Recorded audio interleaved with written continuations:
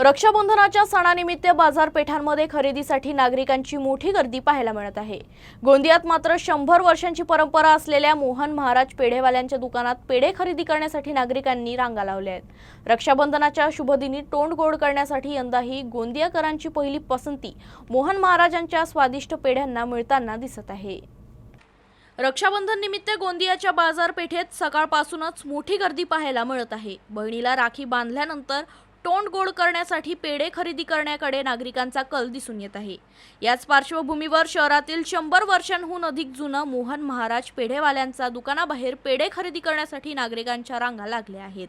मोहन महाराज पेढेवाल्यांचे दुकान आपल्या खास आणि स्वादिष्ट पेढ्यांसाठी गोंदियात प्रसिद्ध आहे। केवळ गोंदियातच नव्हे तर मध्य प्रदेश आणि छत्तीसगडमधूनही नागरिक विशेषतः या दुकानातील पेढे खरेदी करून घेऊन जातात। 100 वर्षांची परंपरा आणि चवीची खासियत यामुळे रक्षाबंधनाच्या शुभदिनी तोंड गोड करण्यासाठी यंदाही मोहन महाराजांचे पेढे गोंदियाकरांसाठी पहिली पसंत ठरली आहे। त्यामुळे रक्षाबंधनाच्या दिवशी दुकानात पेढे खरेदी करण्यासाठी नागरिकांची मोठी गर्दी पाहायला मिळाली।